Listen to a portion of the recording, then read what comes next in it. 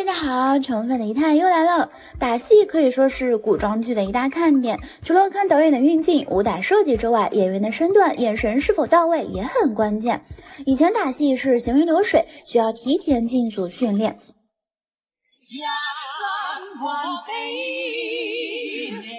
现在打戏全靠特效慢动作，特别是看完《雪中悍刀行》和《新一天》，不少人对武侠剧的打戏都直呼失望。千年不掉，梦回到今朝。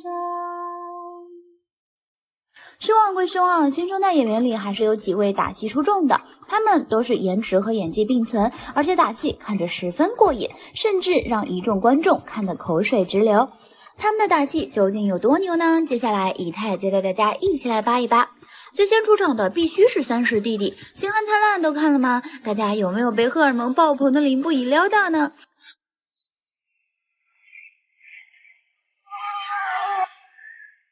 赵露思为吴磊拔剑的那场戏，吴磊反手砍断自己身上的剑，飞身上马，单手拎起长枪，动作行云流水，一气呵成，帅气利落。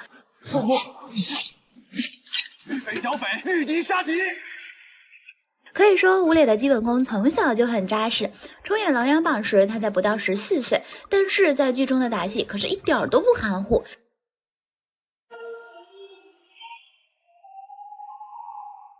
瞧着临危不乱的小眼神，还有这闪身一躲，这一帅气的下腰和回身，一套动作真的丝滑无比，还有出拳的速度和力度，真的小小年纪爆发力就惊人。在《奇仙记》里，他也贡献了精彩打戏。年华，红尘漂浮过心可放下。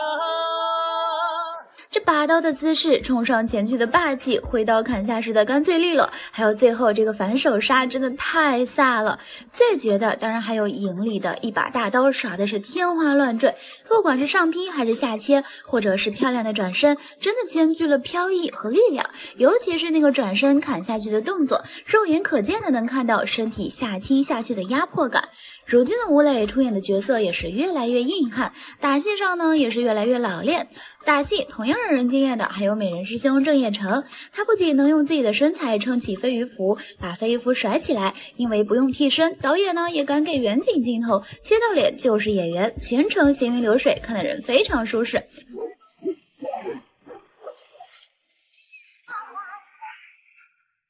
还有剧中这经典的飞檐走壁的动作，漂亮干净，大气磅礴，太有架势了。而且飞起来的瞬间，在空中的走位更是绝了，一把道具在他手里愣是被舞出了花了。抬头刺下去的那个动作更是被惊艳到，这眼神，手臂上的爆发力真的是古偶打戏的天花板呀！他基本功是真过关，像这种港版演员脸拍进去的转刃真的不多了，甚至有些桥段丝滑让人以为是刀上掉了个威亚，好多人觉得是特效，其实都是郑业成自己空手转的。不仅能空手转刃，他还有巨多小的武打动作设计，比如背后接刀，再细看他武打群戏的拍摄花絮，就明白好多武器的使用姿势和手法，郑业成都很熟。就说这个翻花刃炫死谁了，所以很能不夸哎。接着去考古了一下他之前的古装剧，发现郑业成的武打输出一直都很稳定，依旧是给剧组省掉手替的转刃，绝活凌空转剑，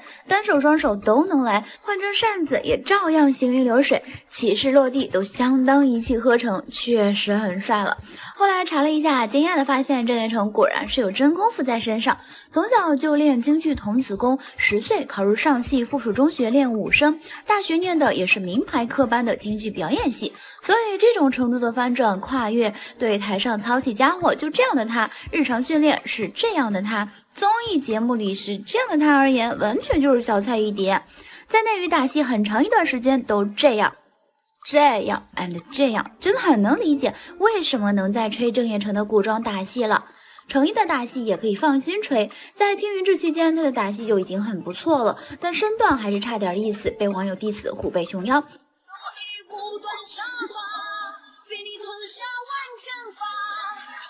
后来成毅为了琉璃痛减20斤，打戏更有了质的提升，仪态周正，动作有力度，仙侠剧被拍出了武侠剧的感觉。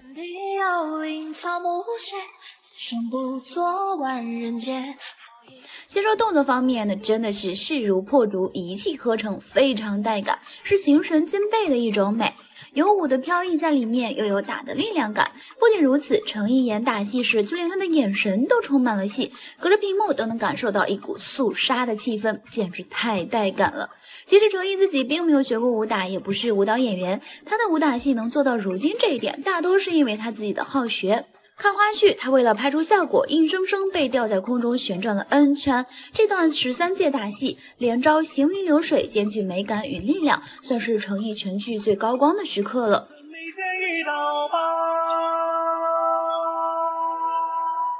怒海潜沙里的小哥张起灵也是程毅凭借打戏消除了质疑，不论是花絮还是实拍都非常飒。据说为了拍这个镜头，他提前拉筋锻炼，硬是练出一字马来。新剧《沉香如屑》里，他也有非常惊艳的表现。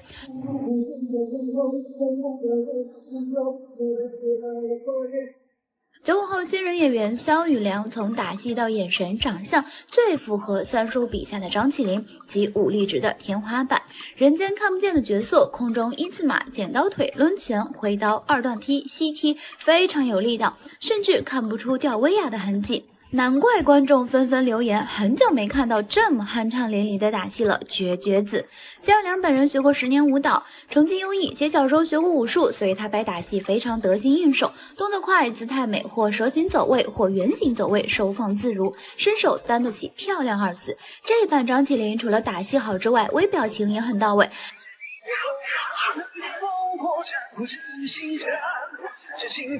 还有这满屏的腿，不得不感叹身材比例太好了，简直漫画成精。同样学舞蹈出身的罗云熙拍打戏也是自带优势，动作优美又不缺力道，相比晨晨金无双就是最好的代表。剧里面的润玉白衣飘飘，仙气四溢，好似不食人间烟火的真神仙。而与穷奇恶战的那场戏，罗云熙的打戏干净，手劲利落又充满力量感，却时刻身姿挺拔，整体观赏性极佳，流畅舒服。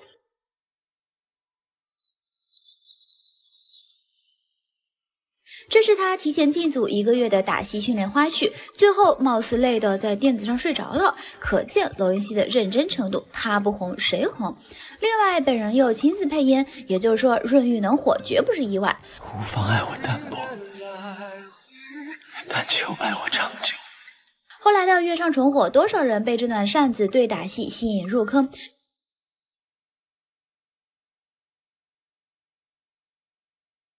潇洒肆意，动作灵动，腰背挺直，直上而立，翩若惊鸿，宛若游龙。月上重火虽然剧情稀巴烂，但罗云熙的上官透绝对满分。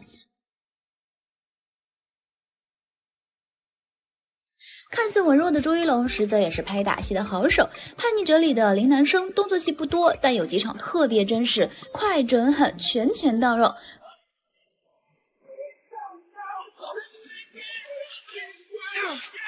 果然是小时候学过泰拳的猛男。另外，在他未成名之前，拍过一部武侠戏，那就是《新边城浪子》。即便整部剧呢评分一般，但朱一龙的扮相、身段、打戏都勾起了大家的想象。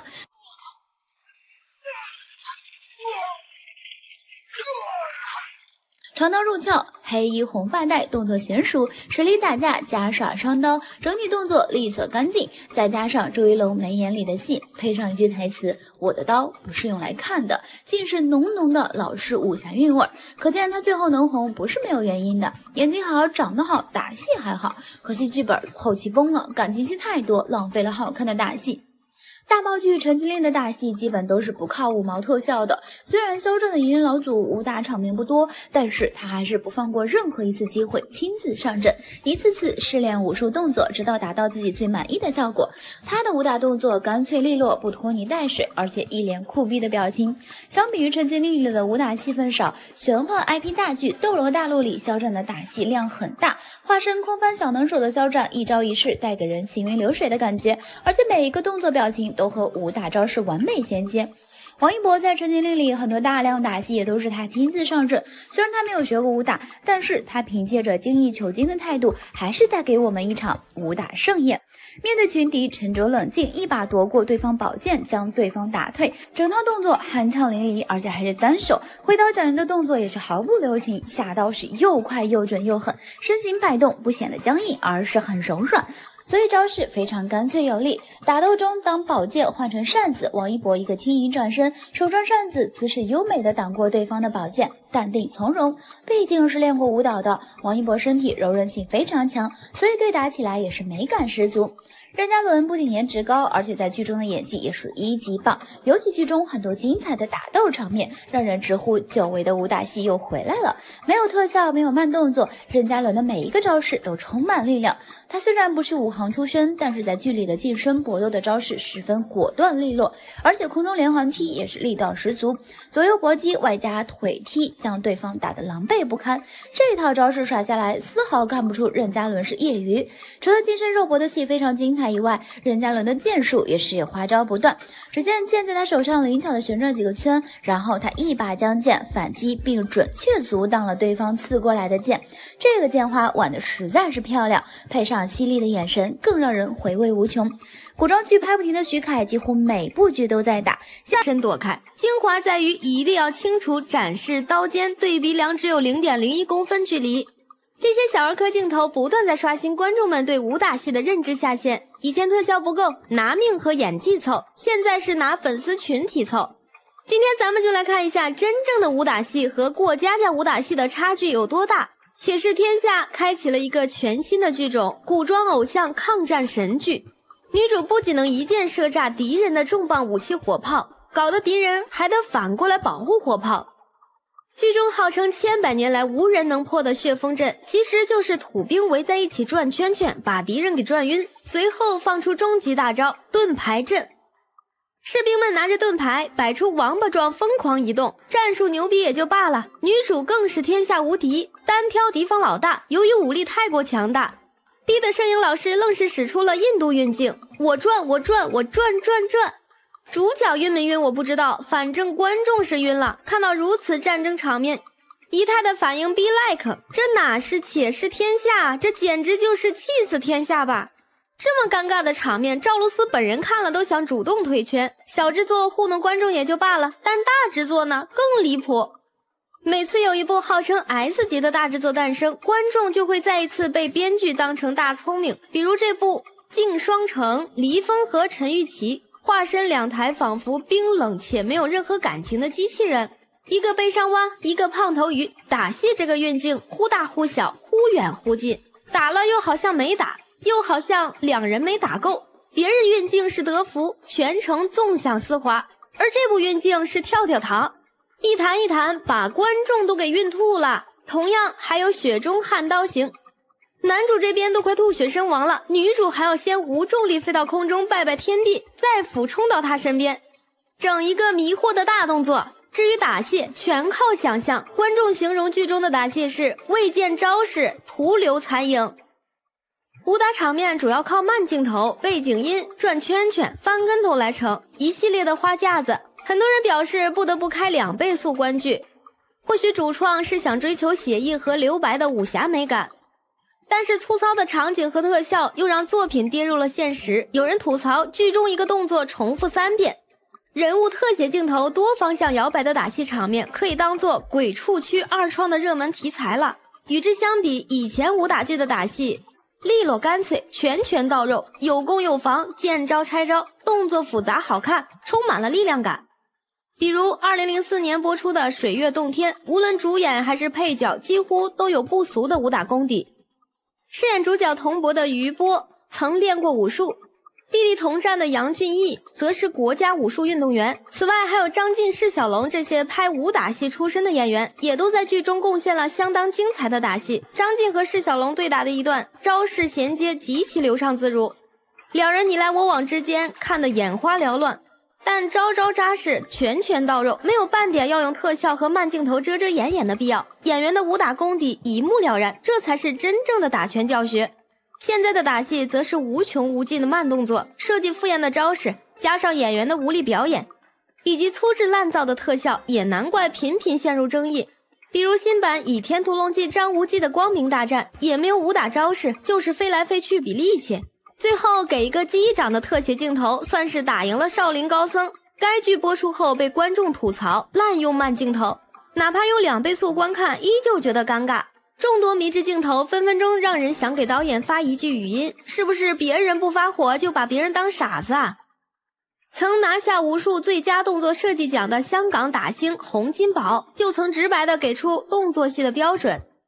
就是要拍出好看。然而一看现在古装剧里的招式，就是一个赛一个的丑。拍轻功，武侠小说里写的都是体迅飞斧，飘若忽神，凌波微步，罗袜生尘，演员的表演怎么也应该看起来脚不沾尘。然而在如今的古装剧里，人们看到的轻功却是这样的。电视剧里《军九龄》中演员金瀚的一段轻功戏，被许多观众吐槽看着就累，看着一步步沉重的步伐，吃力的仿佛跑800米体测，每次落地都让人担心下一步就是一个踉跄，实在是不能怪网友吐槽。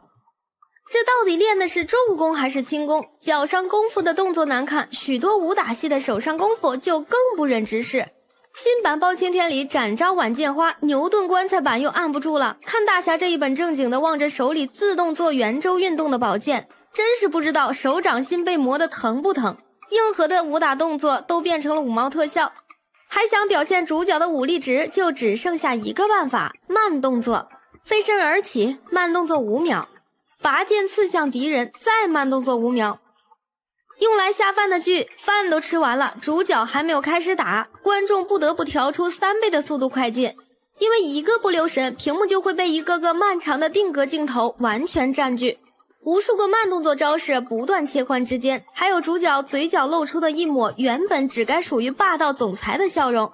新天龙八部中，乔峰正与慕容复激战，却突如其来的邪魅一笑。忍无可忍的观众在持续输出猛烈的吐槽之外，能做的只有无奈的按下关闭按钮，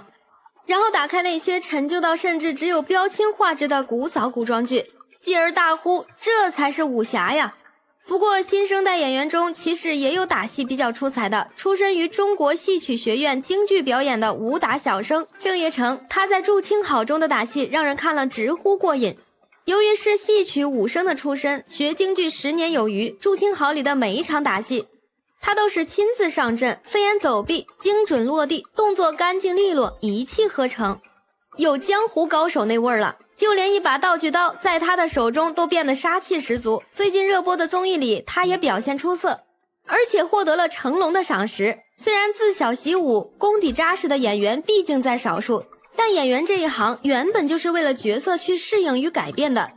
一代宗师里，张震受邀出演八极拳传人一线天，为了演好角色，张震专程去拜师练功，还拿到了八极拳比赛冠军。虽然墨镜王只给了张震10分钟左右的镜头，但还是让人惊艳至极。有的武侠剧还喜欢把武戏变得唯美写意，《山河令》中2位主角的初次交锋堪称浪漫，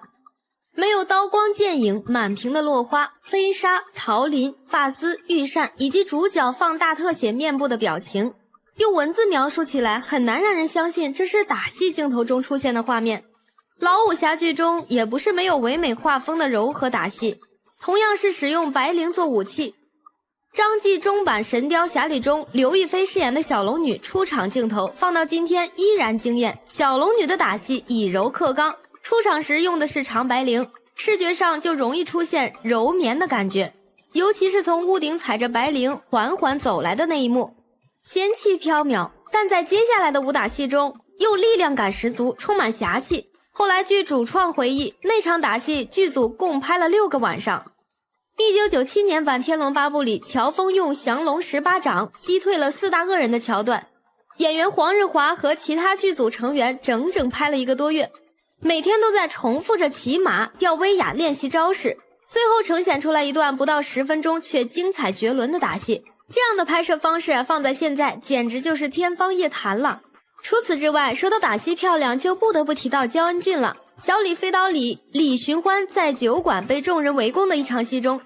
焦恩俊一袭白衣，右手仍提着酒壶，左手拿着酒杯，在刀光剑影间翻越闪躲，直到最后站定，抽出腰间的飞刀，干脆利落地击中对面，没有大特写慢动作，没有刀光石火的夸张特效，招式动作和分镜切换都行云流水。这样的打戏，观众都会发出由衷的感叹：哇，好帅呀！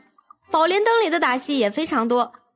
挺拔的背脊配上干净利落的打斗动作，帅气十足。他的打戏动作不拖泥带水，同时很有力度，不会给人软绵绵的感觉。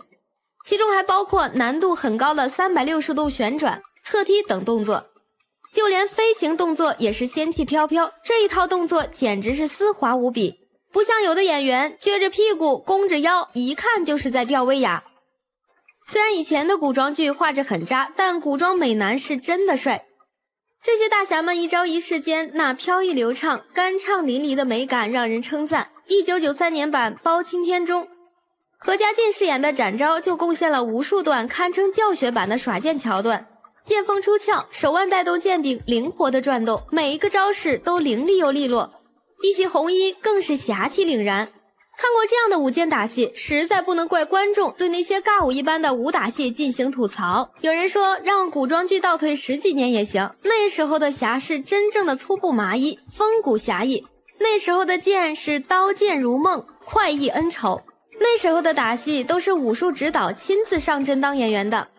而如今的国产古装剧现状呢？所谓 S 级大制作，钱大概都花在流量演员身上了。然后制作出一堆辣眼睛的迷惑镜头和画面，把粉丝当韭菜，把观众当傻子。这个吊悬崖的方式那叫一个花样百出，只有你想不到，没有导演拍不出来。今天仪态就来为大家盘点一下这些影视作品中的花式跳崖。之前罗云熙在《良言写意》中，男女主吊在悬崖上这段离谱的神仙操作直接给人看傻眼了。男主刚开始只是靠一根比小指还细的绳子，并且不用任何工具辅助就能徒手爬上这么高又这么陡峭的悬崖，安全绳和保护措施都是浮云。一句话，反正男主就是这么牛。接下来的操作更厉害了，男主好不容易爬上去了，女主却一个不小心差点把男主给戳下去，结果自己没站稳，直接一个横扑，于是就有了超级奇葩的一幕。两人就这么直愣愣地吊在悬崖上，还来个亲密拥抱，然后再次开启男主光环，全身用力一弹，还把女主给弹上去了。一部现代剧中能有如此奇葩的吊悬崖操作，这消防员看了都得直呼内行。当然古装剧吊悬崖的花样那就更多了，称得上眼花缭乱，管你什么科学定律，主角团要怎么掉下悬崖纯靠编剧的奇葩定律。同样是男女主挂悬崖，君九龄中男主真的是有点自恋在身上，女主掉在悬崖边都快摔下去了，他还问人家是自己摔还是弟弟摔。想起上一次彭小苒在东宫坠崖也是有够离谱，李狗子一开始还和小峰离了起码3-4米吧，小峰先跳一步，下一秒李狗子就抓住了他的手，仪态直接看呆了。提问：李狗子奔跑速度达到多少才能做到？更扯的是他还能在下落中一个冲刺追上小峰，这操作有没有物理大神来解释一下，这真的是可以做到的吗？飞刀又见飞刀里，刘恺威坠崖名场面实在让人永生难忘。刘恺威饰演的上官坏为了不拖累女主选择松手坠崖，紧接着他就来了一段空中太极，并且邪魅一笑，这油腻程度足以让我原地去世，真的很想给他补一脚，让他赶紧下去了。上官坏坠崖的这一眼却要观众用一生来治愈。风起霓裳中人马合一吊悬崖的操作也给古偶剧留下了一大经典名场面，男主和男二同骑一匹马，还和马同步掉下悬崖，这马也是真的牛，坠崖途中还稳在2位乘客。物理老师的40米大刀已经在路上了，男二吓得手舞足蹈，吵得我想把他的嘴堵上。对了，他演的是唐高宗李治。男主倒是沉着冷静，脑子一动踹了马背一脚，尽力飞到了悬崖峭壁上。此时的马儿这辈子没这么无语过，主角们当然死不了了。随后两人又挂到了树枝上，就说这些悬崖上的树枝救了多少个主角的命。男主还是个臂力惊人的主，一下子把男二甩到了悬崖上的石头缝里，自己直挺挺地站在悬崖边耍帅呢。就冲这么离谱的一段坠崖戏，这剧不扑街谁扑街？年初章子怡、周一围主演的《上阳赋》中也有一段相当反物理操作的吊崖桥段，章子怡被反派拽下吊桥，差点掉下悬崖。周一围饰演的萧琪眼疾手快，直接用脚勾住铁链，一把拽住了章子怡。萧将军老当益壮，真是好身手啊！牛顿的棺材板已经压不住了。《还珠格格》作为琼瑶的经典作品之一，第3部一经播出就被各种吐槽，除了换掉原班人马之外，剧中的服装造型也没有当年的感觉。马伊琍剧中为情跳崖这个桥段也是剧中的经典，这蝴蝶的特效恐怕连5毛钱都不值，而且紫薇像是被风吹起来的纸片一样。这样的离谱剧情，估计也只有琼瑶阿姨能够做到了。中汉两版《天龙八部》中穆婉清坠崖那一段也是相当离谱，明明在掉悬崖途中还要搞点事情，两人掉着掉着，背景突然变黑，又突如其来一道闪瞎眼的亮光，两人开始执手相望，还在空中来了一段360度转圈圈。好家伙，你俩搁这玩星际穿越呢！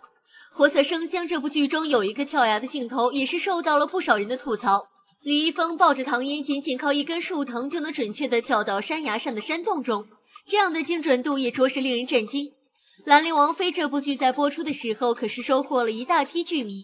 剧中有一幕是袁清所掉下悬崖，而宇文邕奋不顾身相救，在他跳下悬崖后，时间仿佛静止了一样，甚至还能在空中解开裤带，最后还靠这根裤带救了性命。不得不说，这裤带的长度着实惊人，质量也是非同一般。锦绣未央男女主悠哉地站着下落，脸上丝毫不慌，坐电梯都没有那么稳的。还有这头发、衣服、袖子飘都不飘一下的，特效差就算了，连鼓风机都舍不得用一用吗？司美人屈原跳崖前面还挺煽情的，结果跳下去突然变喜剧，画风一转，这头发炸的，鸡毛狮王梅超风看了都甘拜下风。主角团掉悬崖还有一大定律，永远死不了。当然啊，死不了也能理解，主角光环开挂嘛，懂的都懂。但是编剧也好歹严谨一点吧，那么高掉下去还毫发无伤，也是真的离谱。独孤伽罗中，女主陈乔恩被坏人追杀逼下悬崖，此时男主纯晓也跟着跳了下去，镜头一转，两人都躺在了水潭的石头上。醒来后，女主只是扭到了脚，两人其他地方毫发无伤，连头发都没打湿。其实大家对跳崖戏的吐槽大多集中违背物理现象和演员表情演技，在这两个方面上，但不得不说，丝毫不拖泥带水的跳崖确实少了点故事性。